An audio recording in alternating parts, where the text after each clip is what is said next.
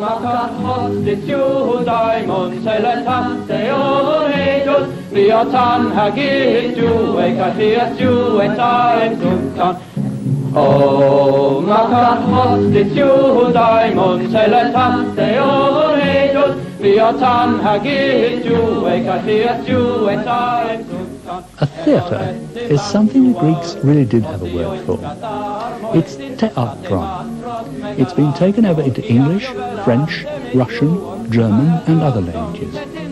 What it means is a place for watching.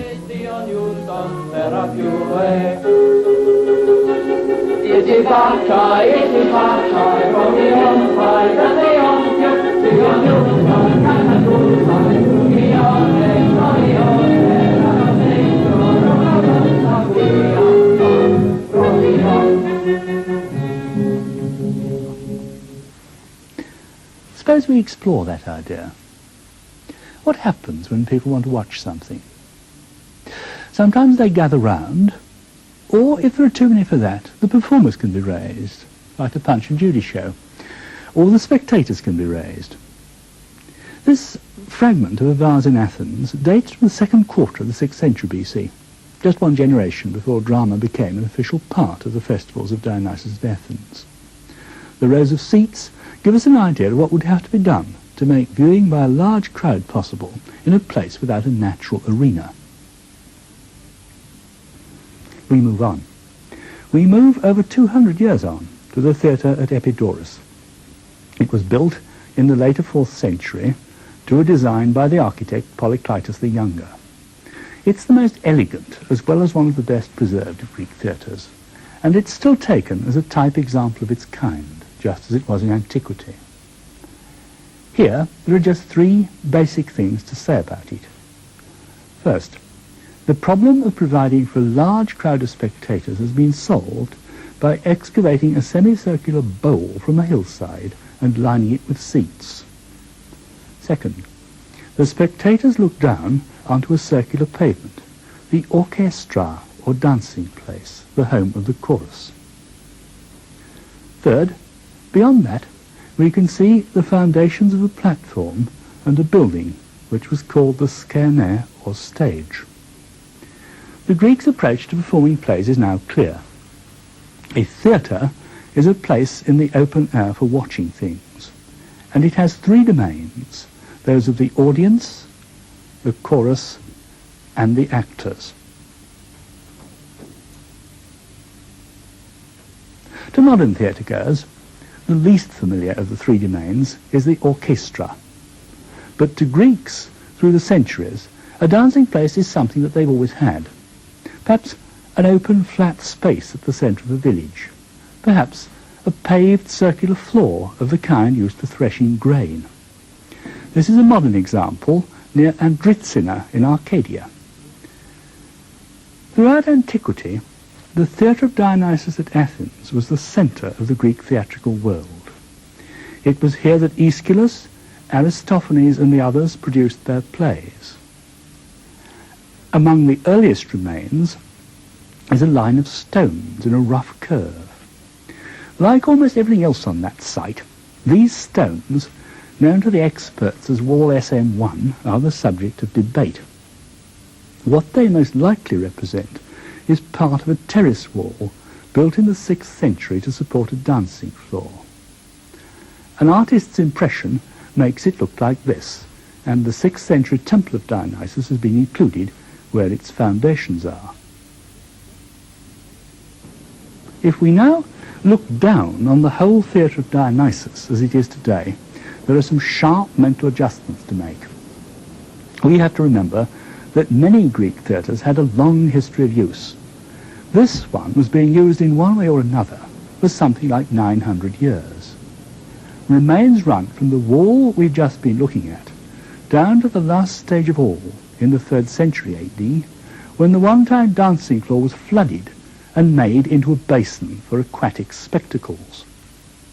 So, the D-shaped pavement we see was permanently removed and replaced by a round one, like Epidaurus.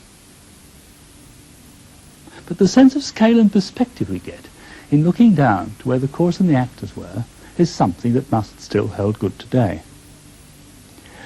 We're in serious trouble with what most of us would like to know much more about. That is, the stage platform and what went behind it. We must remember that for all the 5th century and a good part of the 4th, the basic theatrical building material was wood. Here on the ground, what we have left are successive building lines of stone foundations, the further forward the later. The last one at the back is made of blocks in the conglomerate stone called breccia. The remains are desperately hard to sort out. Over the last 10 years, the date of the breccia wall, which used to be assigned to the age of Pericles, has suffered forceful attempts to translate it into the 4th century. And the arrangements which older books give for the theatrical layout of the period of Aeschylus and Euripides have had different radical revisions proposed. One recent reconstruction makes it look like this. Very simple. We do know from the plays themselves that there was increasing emphasis during the second half of the 5th century and into the 4th on buildings and simple kinds of stage machinery. This is a sketch of the scheme as it may have looked about 425 BC. But it must be said that any reconstruction from remains such as those of the Theatre of Dionysus is going to be hard to make stand up. I spoke just now of the 3 domains, those of the chorus, the actors, and the audience.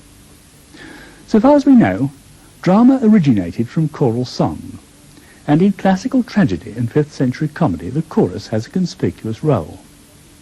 Its leader can speak for it, but basically the mode of performance is song. Actors sing solo lyric parts and duets, but basically their mode of delivery is speech. This is one of several important contrasts between actors and chorus. They're underlined by the placing of the chorus between audience and stage. But in fact, as the 5th century goes on, the actors take on more and more importance, and the role of the chorus begins to fade. Correspondingly, in the theatre, the stage buildings grow more elaborate, and they dominate and encroach on the old dancing place. Audiences also grow larger. The end of the story comes in the Roman period, where the actors cut off from what was once the dancing place on a high stage platform before increasingly opulent buildings, and with hangings overhead, curtains before the stage, and other innovations. In our time, with cinema, radio, and television added to the conventional theatre, there are many more opportunities to get to know ancient plays. It'll be interesting to look at a little of a BBC production of Sophocles' Electra and see what it has to tell us. Orestes returns from exile with a friend, his mission to find his sister Electra and join with her in avenging the murder of their father Agamemnon. We shall look at the very beginning and at the climax, right at the end of the play. Now, son of Agamemnon, son of the great captain of the Greeks at Troy, here is a sight for you to feast your eyes on, a sight you've been looking forward to for many a long year.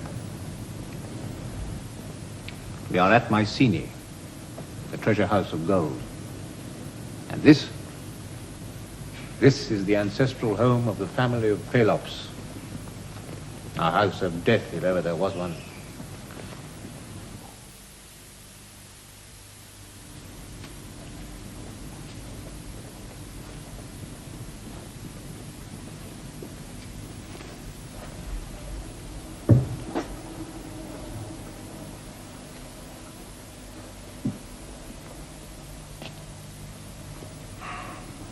Surely, O God, there is example here of righteous retribution. If it be so, in the presence of Nemesis, let me say no more. Uncover the face, for I must mourn my kindred. You, sir, not I, should lift this veil and see what lies here, and make your kind farewell. True, so I will. Call Clytemnestra here, if she is in the house. She is near you now, not far to seek.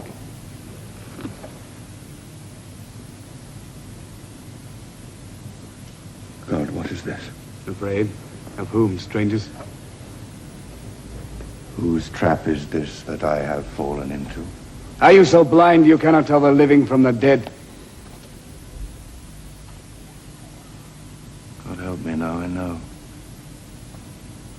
You are Orestes. The prophet's eyes are opened. This is the end. But let me say one thing. Let him say nothing. Oh, for God's sake, brother, do not listen to him. When a man's hour has come, a little grace can do him little good.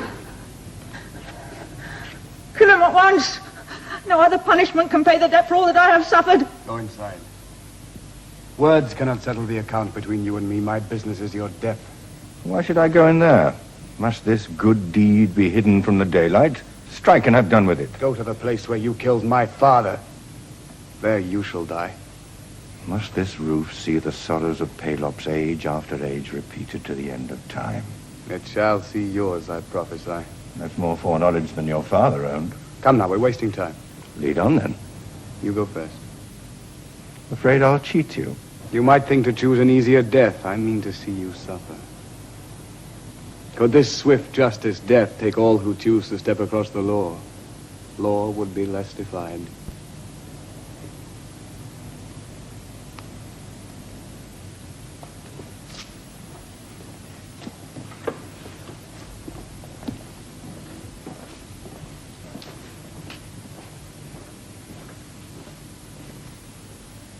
Now, for the house of Atreus, freedom is won from all her suffering. And this day's work, well done. Well, what do we learn? One thing that seems immediately authentic is that the words are given full value and not thrown away. But only the camera can make us look at the same action from different angles and take us so close to the actors' faces. We can be made to feel that the space is open or confined. The mood of the lines can be very sensitively echoed by the quality and intensity of the lighting. Finally, the chorus. Not only has it lost its old domain, but it's translated into one single old woman. And that's something that Sophocles would have found distinctly surprising. What it comes to is that from the modern producer's point of view, there's nothing to stop him from treating any play, old or new, as living theatre.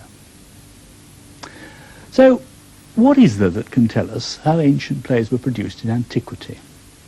There are three things. The first is the text of the plays themselves. The second consists of objects that have survived from ancient times. And by this we mean not only theatres, but works of art representing stage scenes, theatrical masks, and so on. Third, we have texts and objects which help us to interpret the first two, like inscriptions with dramatic records. Here is a manuscript of Euripides in the British Library.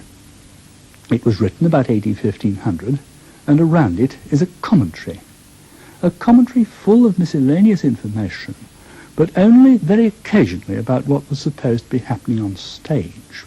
And in any case, it's always hard to be sure that a commentator is simply not using his own wits. As to the ancient dramatist, he after all knew that he was working in daylight, with wide spaces and large crowds. He uses his dialogue both to make sure we notice something we can see on stage and to supply us with what we can't. A favourite example of mine is the beginning of Sophocles' Oedipus at Colonus. Child of a blind old man, Antigone, and we notice that he's represented as blind. Where have we come to, goes on Oedipus, and Antigone tells him, and she also tells us in the theatre what we're to imagine the setting represents. She can see the towers of a city in the distance. Nearby are olive trees, myrtles and vines. However much or little help painted scenery could give, the essential thing for Sophocles is that we should see with the mind's eye. Now, when we talk of objects connected with the theatre, our second source of information after texts, we mean something vast and varied. People who can get at a museum with a classical collection have a good chance to explore for themselves. The British Museum has one of the world's great collections of Greek and Roman antiquities, and we're going to look at just a few of them.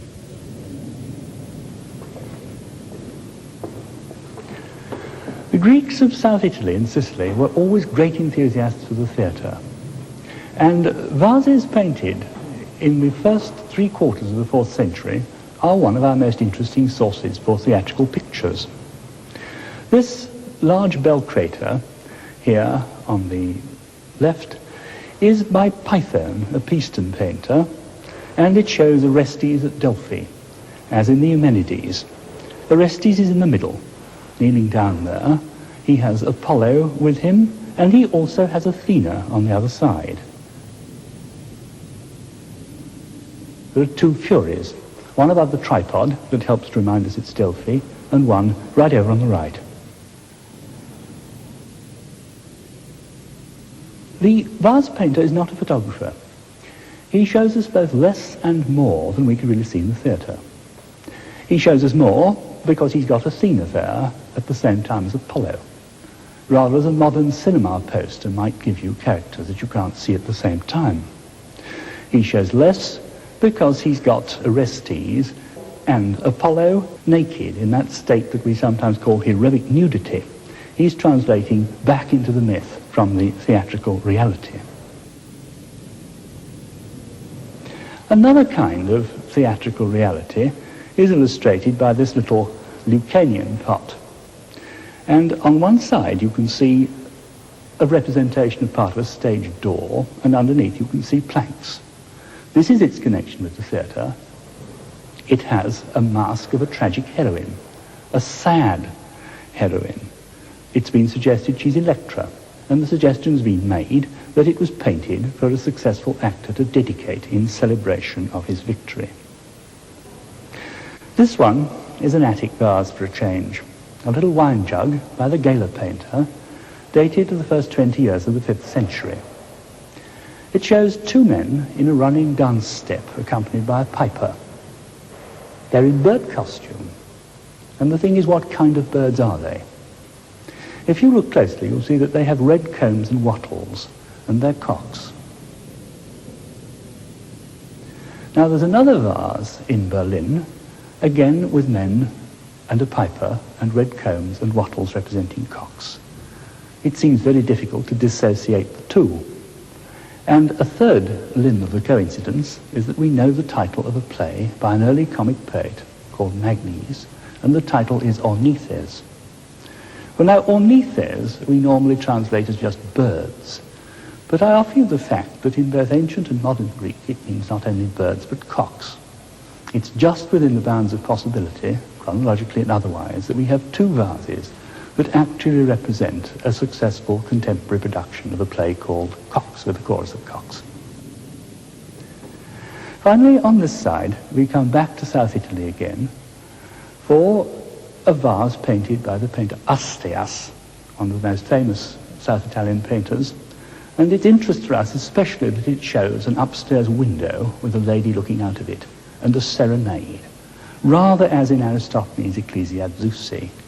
But here you have a lover with a ladder, not merely a lover calling his girl to come down, accompanied by a slave with a torch and an urn. He's having a real night out.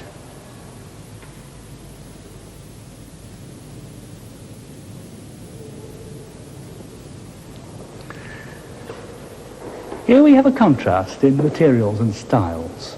We have 4 models of comic actors, 1 marble, a bronze, and 2 terracottas.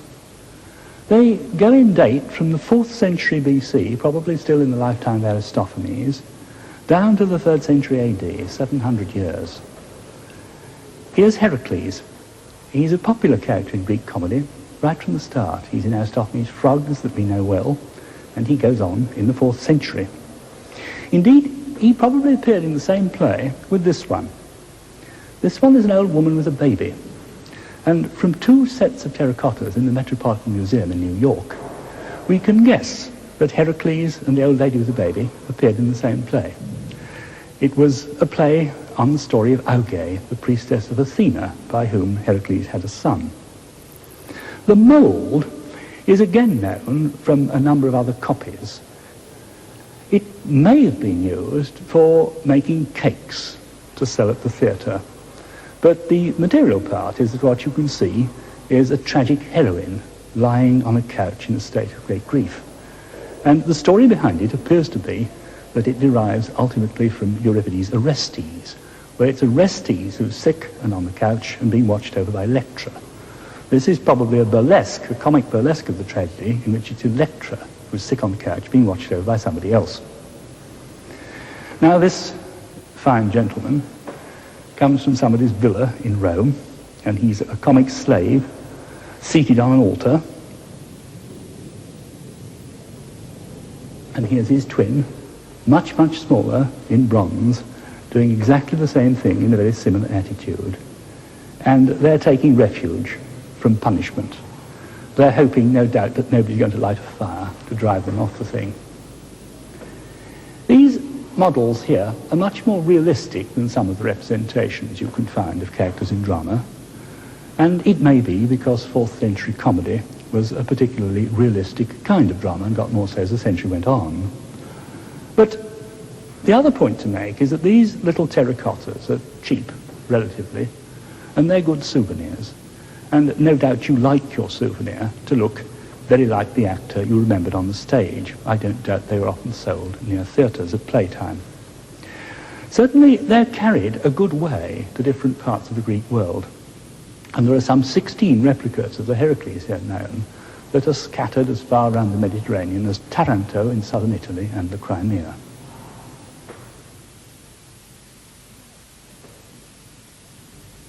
On the whole, if we want to see the tragic stage at its most realistic, we have to go to works where the artist had a special reason for realism, scenes of rehearsal and of celebration, for instance. This Attic vase from the mid-5th century shows 2 men dressing up to represent members of a chorus of women. One has his mask on, the other not, so you can see it's a performer and not a real girl, and there's the mask on the ground. We can see 5th century actors on a very famous vase, painted to celebrate a victory won with a satyr play. Here's Heracles with his club and lion skins, and Papos Silenus, father of satyrs, in a costume representing shaggy hair. Notice also the chorus men, dressed or dressing as satyrs. Yet the imaginary world is still there. The god of drama, Dionysus, sits in the middle of the whole scene with Ariadne. So there it is. We know, of course, much less than we should like about Greek plays as Greeks saw them. But the surviving theatres give us a sense of scale and space. The plays were written by people who didn't depend on complicated modern aids to production and did underline the visual effects they wanted by their writing. And there survive representations in art which can help us recreate something of the appearance of actors and choruses. We're going to end as we began, with just a few moments from a Bradfield College production of Euripides' Bacchae. Pentheus, king of Thebes, has been spying on the Bacchic rituals led by his mother, and in their religious ecstasy the Bacchantes have fallen on him and torn him apart.